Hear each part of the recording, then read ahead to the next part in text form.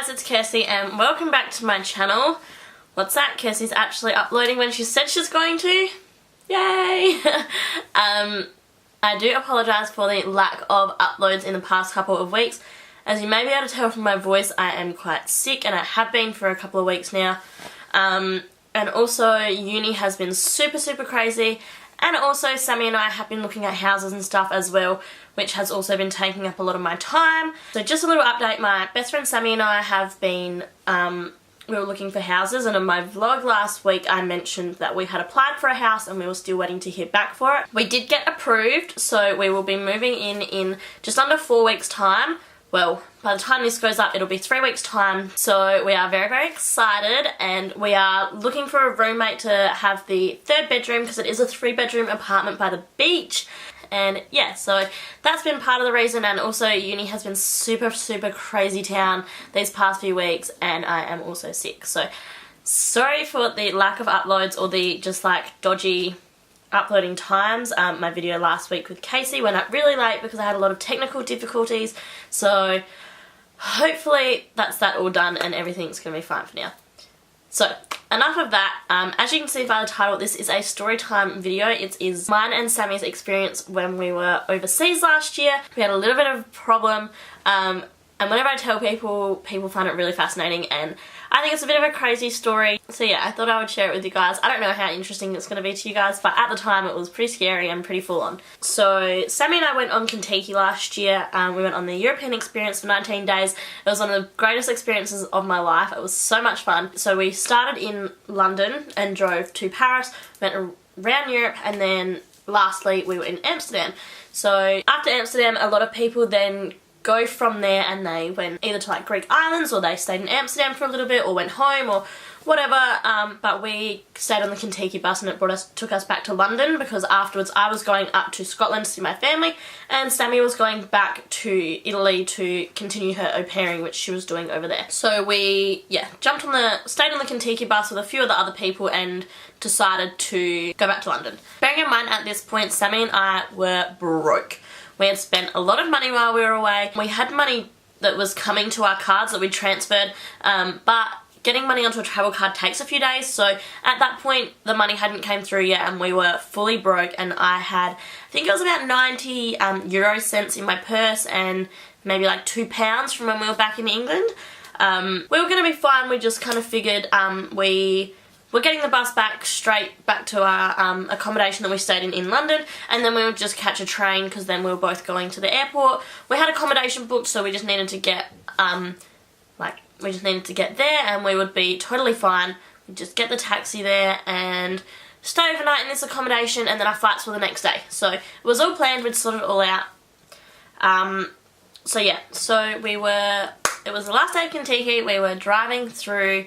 So obviously because we were in Amsterdam, we then had to go through Belgium to get to France to then go back over to England on the ferry and stuff. So we went straight over the English Channel on the ferry, was the plan at least. So we get through France and we are on the, we're like going into the ferry bay, I guess you would call it. I don't know what it's called. So we drove to where the ferry was going to be.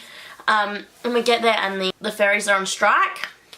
So we knew that they'd been on strike a few weeks earlier, and we were like, oh, that's right, they've been on strike, so that's that done sort of thing. So that didn't really worry us at the time. So we get there and they were saying that there was a strike. So we're in France and we're being told we can't get back to England because the ferries are on strike. So we're like, okay, cool, awesome, what do we do sort of thing. I was like, I have a flight tomorrow morning at 6 o'clock in the morning, in London. So we got a little bit panicked, but they just kind of were like, well, we can just wait, like they won't be on strike for that long, even though I think the last one they were on strike for 2 days. So I don't know where the logic quite was there, but what happens happens. So we were just mucking around, we were like getting on top of the bus, and we were, just having a good time. We were playing like volleyball and stuff, and there was another Kentucky bus there as well, so we met them and we jumped on their bus and had a bit of a chat with them and asked how their Kentucky was and where they went, and all that sort of stuff. We're just kind of like, well, you gotta do what you gotta do, there's nothing we can do about this strike, so we'll just hang out. So we were there, I think, about 6 hours or so. It was starting to get like darker and it was starting to get cold, and we'd charged our phones and we'd had a nap and, you know, whatever, we were kind of a bit over it by then. We were like, okay, like, this was funny, but it's about time to go. So we went inside. There was like a building where you could like get food and there was PowerPoints and stuff, so we charged our phones quicker on there because obviously buses' PowerPoints aren't quite as good as, you know, like a real PowerPoint. I don't know. So we were charging up our stuff and we were chatting or whatever, and it was getting pretty late and I was getting quite worried because my flight was so early the next morning. My Kentucky guide said to me, look, we're not going to be getting out of here tonight. We're going to be staying here sort of thing. Who has a flight tomorrow morning? And a few of us were like, yeah. A lot of them went until about 9 o'clock in the morning and some of them went until the afternoon, but mine was at 6 o'clock in the morning. So then I started getting a little bit overwhelmed and a bit panicked because obviously, I mean, it's all covered by insurance and stuff, but at the time I had like 90€, so I couldn't pay for it like then and there sort of thing, because that's what you have to do. If something goes wrong, you have to fork out the money right then and there, and then you get it like paid back to you later. So I was getting really stressed and it was getting pretty late, and you know, they were like, oh, you're not going to make your flight in the morning, like there's no way you're going to make it sort of thing, we're not getting out of here anytime soon. And I was like, okay, awesome. So I got really anxious and got all panicked and I started crying, and Sammy was like, oh my god, what do I do? And I was like, oh my god, I'm not going to make my flight, I'm not going to see my family. So I was like getting all stressed that I wasn't going to make it, and then so I FaceTimed Mum, and it was 3 o'clock in the morning here, so she was pretty freaked out when I called her, and I was like crying and I was like, oh my god, bad things keep happening, this trip is a disaster, oh my god, I have no money, like blah blah blah, like just having like a complete meltdown. It was so embarrassing now when I look back at it. Sorry to any Kentucky friends if that's your last memory of me. But then eventually they managed to get us on the underground. I don't remember what it's called, but like the tube that goes underneath the underpass. It goes straight under the English Channel, so it goes from Scotland under the water and comes out in England. So eventually we managed to get on that, which was awesome. So we all got back on the bus and we were like, oh, thank God. And it was getting really late by now. I think it was like 11 o'clock or midnight or something. Like, it was pretty late, and we'd been up since 6 o'clock in the morning, so it was a pretty long day, and we were trying to have naps or whatever, and you know, all that kind of jazz. And eventually we got to London, and we then obviously were like saying goodbye to all our new Kentucky friends. Like, it was like, see you later guys, like Sammy and I now have to get to our accommodation. And I called the accommodation and was like, hey look, we're really late, are we still going to be able to get into our accommodation? We know it's like so late and stuff. And they're like, yeah, not a problem, there'll be someone there, like no worries, doesn't matter what time you get there. And we were like, thank God. And so then we had to walk to King's Cross Station in London, and by now I think it was about 1:30 in the morning. So we were walking through London by ourselves. So we managed to get to King's Cross Station, and I mean, we had no money, so we had no idea how we were actually going to get to our accommodation in Gatwick Airport and stuff, but we were like, well, just gotta do what you gotta do. And we found a train that was going to Gatwick Airport, and it was super creepy in King's Cross Station. Like, it was like 1:30 in the morning or whatever, and so it was pretty much empty, and we were just like wandering around trying to find stuff. Oh my god, my freaking camera battery is about to die. Okay, so we're in King's Cross Station. It's super creepy. There's like no one around. We see a couple people walking, but that's sort of it.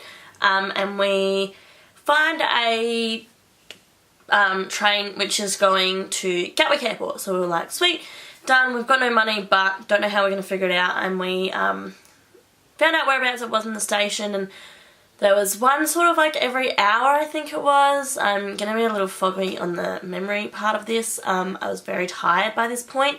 I think there was one like every hour was what we'd figured out, and so we walked over to the where it was. There was no like guards or anything around, and the ticket thing where you would usually put your ticket in and the little flap things open, that wasn't there. So we just, well, like they were all just open, so we walked straight through. Our phones were both dying. We weren't really sure how far away Gatwick Airport even was, so we didn't really know how long what we were actually going to do. So we got in this train, we were super tired, and we're like sitting there, and we figured we'd go and check our bags in, then go back to the accommodation, have a nap, and then come back later. So it was about 3 AM when we finally got to the airport, and we were in the airport, and we were going different airlines, because she was going into Italy and I was going somewhere else.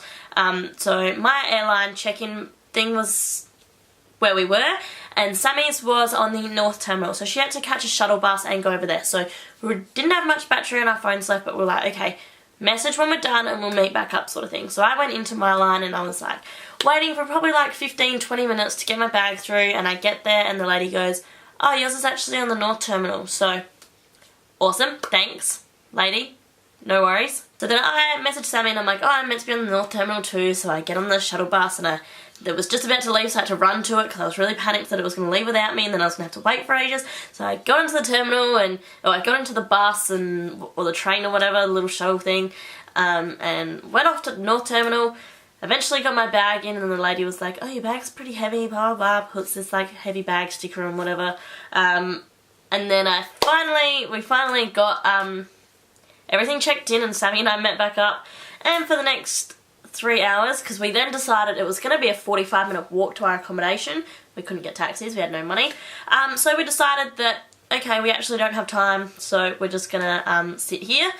So Sammy wanted to have a nap. She was going to be there until like 5 o'clock that day. She was there like all day sort of thing. Her flight wasn't for ages, even though mine was at 6 AM. So we just sat down and put on, I don't know, like How I Met Your Mother or something. I don't remember. Put on something on TV on my laptop. I charged my phone up, and Sammy laid and had a nap, and we sat in the airport for 3 hours until I had to go. And and by the time, so then I got on my flight and I went up to Scotland, and Sammy eventually got back to Italy as well. And by the time I got to sleep, it had been like 36 hours or something. And when I first got to Scotland, my granny had organised for all my family to be there because I hadn't seen them for ages. And so I looked like death seeing all my family for the first time in like 10 whole years. But yeah, that's pretty much it. That's just one of mine and Sammy's many adventures. That is the story of us getting from France to the airport and not paying anything, and it being really late and us being really tired and it just being like the most stressful thing ever. So yeah, that's pretty much it. I hope you guys found this story interesting or funny, or I don't know.